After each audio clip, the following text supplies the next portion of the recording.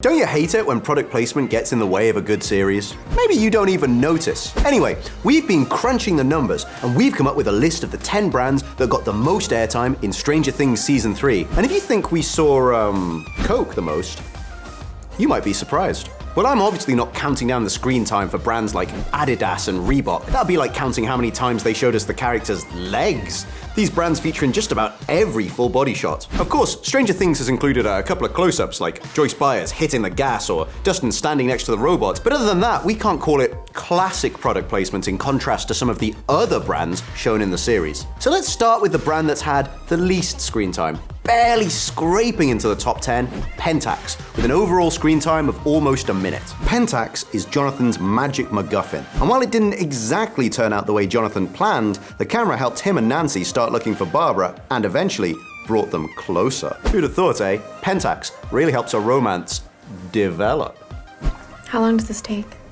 Have you been doing this a while? In Season 3, we see like 3 close-ups of Pentax cameras when Jonathan takes pics of a rabid rat at an old lady's house. And we saw Pentax binoculars when Dustin and Steve are looking for the evil Russians in the mall. Evil Russian. And it looks like Jonathan was using a Pentax K1000, and you can get the same one on Amazon now for around only $130. Anyway, let's wind to the next brand on our list. Sharp is a well-known Japanese company that manufactures electronics, and in the whole of the series, 3 Sharp items make it onto the screen. A microwave in episode 1, a radio in episodes 1 and 3, and a cash register in Scoops Ahoy. In total, Sharp have scored almost 1.5 minutes of screen time so far, though I'm pretty surprised that the writers decided to go with Sharp in the first place. I don't want to undermine the company's products in any way, but there are just so many other electronic devices that could be used to identify the whole decade, like Apple Macintosh, or the Motorola cell phone, aka the Brick, and the progenitor of all modern PC games, the ZX Spectrum. The good thing is that they didn't forget to include the Sony Walkman. We can spot Nancy holding a Sony Walkman portable cassette recorder. Now let's move on to some juicier 80s references. Burger King. Burger King's total time on screen is a bit over 2 minutes, and besides appearing 5 times as a background sign in the shopping mall,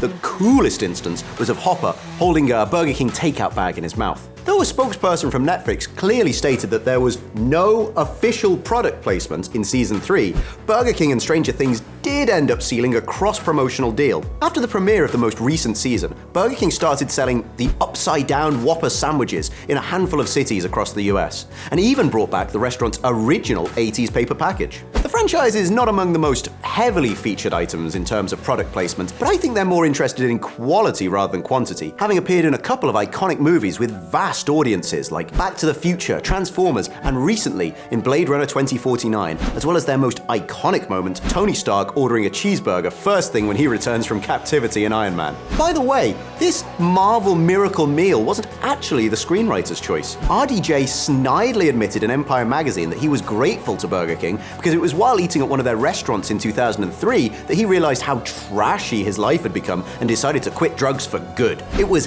his suggestion to reference his own life-changing experience in the movie by ordering a Burger King cheeseburger.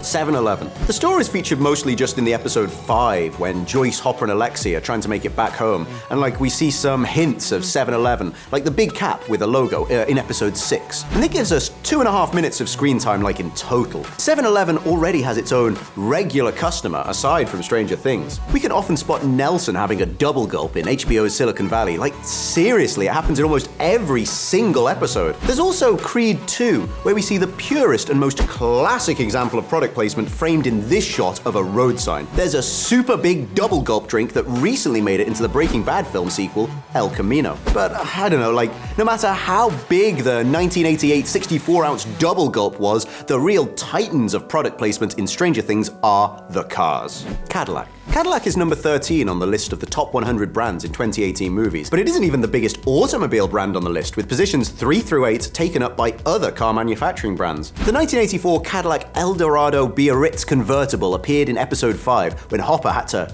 commandeer, or let's just say, I don't know, steal the vehicle next to that 7-Eleven store. No wonder Hopper was so excited. It was a rare opportunity to ride what was still then a hot off the assembly line Cadillac. And that overall excitement of driving a Cadillac Eldorado took up 3.5 minutes of screen time. The longest and latest example of Caddy product placement in another film was in Green Book. Yep, that turquoise 1962 Cadillac DeVille was practically a character all of its own in the movie, though technically they used 3 models of the same car. And when talking about famous examples of Cadillac product placement, we obviously can't forget about Clint Eastwood's pink Cadillac or the Eldorado Caddy from Fear and Loathing in Las Vegas. Chevrolet managed to outdo Cadillac by just about, 30 seconds on Stranger Things Season 3, scoring almost 4 minutes of screen time. And most of that screen time was divided between Hopper's 1987 Blazer SUV that served out its watch with an epic explosion, and Billy's classic 1979 Camaro. Chevrolet actually ended up as the 5th most visible brand last year. The most iconic Chevy appearances in movies and TV series include a 1973 Chevy Malibu in the movie Drive. And then there's that yellow 76 Camaro that's better known as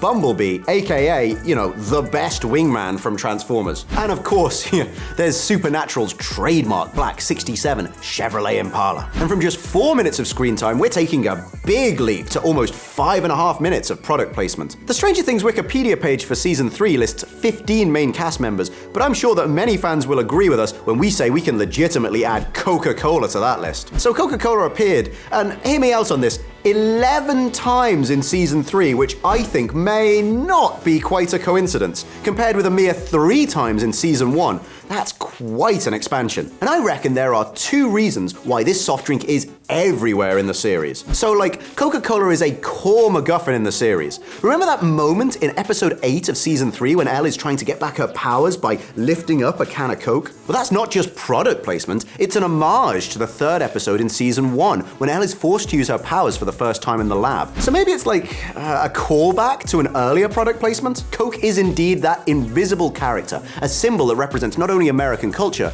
but also Eleven's deepest fears and the torture that she was forced to undergo during those experiments. So, despite Coca-Cola being an example of product placement, it actually has a much deeper meaning. And my second reason for Coke's extensive representation on the show is actually as a bit of a mockery of the Western habit of consuming soft drinks. A lot of us got mad of the abnormal quantities of Coca-Cola in frame, but doesn't it kind of reflect our society? Was it really that much of an exaggeration? Was it really that abnormal? Well, on top of that, Coca-Cola and Stranger Things also made a partnership agreement, since the series paid homage to Coke's infamous debacle with New Coke. Back in the day, New Coke was so poorly received that the company had to pull it from the shelves only a couple of months after it went on sale. Besides the new design of Coca-Cola connected to the Upside Down, they've also brought back the original New Coke that was launched in 1985, when the events of the season take place. As the president of Coca-Cola, Stuart Cronage, said to CNN Business, the company went digging in the archives to reproduce the original design and just sort of happened upon the old recipe to recreate the taste. So, let us know if you've tried the New Coke. Or even the old New Coke. And while Pepsi looks on enviously, let's move on to the ultimate winner when it comes to on-screen time, Casio. Hopper and Mike were the only 2 characters who wore Casio watches in Season 3, but the brand still managed to score almost 8 minutes of our attention in total. Mike wore a Casio CA53W1, every geek's dream watch in the 1980s. He could calculate any math problem right on the go, and plus it could store phone numbers. So yeah, basically the culmination of style and functionality at the time. And it seems like Hopper is most likely wearing the iconic Casio A158W. You can even spot Dustin wearing the Casio F91W back in Season 2. And besides old focals and Ray-Ban, Casio made it to the top of the most visible accessories brands of the last year. For example, we can find Casio watches in Jurassic World 2, and even on Amy's hand in The Big Bang Theory. Once again, a Netflix spokesperson stated that there was no official product placement in Season 3, which means they didn't get paid by the brands to promote their products. However, there's a massive detail hiding behind this statement. Stranger Things may have caused a revolutionary change in the product placement market on television. Instead of getting money for adverts, the series made a bunch of partnership deals for cross-promotions that may in fact change the way product placement works on the medium as a whole. Take a look at this. So besides the Burger King and Coke collaborations, Stranger Things also partnered with H&M and launched a global Stranger Things collection complete with retro logo t-shirts and swimwear. And if you're looking for an authentic Eleven or Dustin look from Season 3, here you go. Levi's replicated this epic 80s look for their collection. Baskin Robbins took it even further. Can you believe that they turned a store in Burbank in California into a real-life Scoops Ahoy for 2 weeks? And they even designed special flavored ice creams, including the B&R website, which says, quote, "The Demogorgon sundae served in a waffle bowl that frightfully resembles the monster. Flavor of the month, a lemonade freeze that's made of ice cream plus Minute Maid lemonade." And they even had a Buyer's House Lights Polar Pizza ice cream treat that looked like a candy pizza with M&Ms resembling the iconic Christmas lights from the first season. Freaking awesome. This revolutionary approach to advertising works unbelievably well. It creates this stunning connection between the show and the audience and brings elements of the characters' on-screen lives into our reality. Isn't that what we always wanted when watching our favorite series? And in fact, this may be the start of a whole new era of television marketing. To wrap things up, it would be silly of me not to give credit to some of the pioneers of product placement on Stranger Things, Eggo Homestyle Waffles. Yeah, a couple of episodes into season 1 were brought to you by 11 and Eggo Waffles. Elle stole a bunch of boxes in season 1, and we also saw Hopper cooking some for her in season 2. And once again, Elle stole Eggos while looking for her mum. And of course, we saw a whole fridge full of waffles in the season 3 episode, The Bite. So what do you think?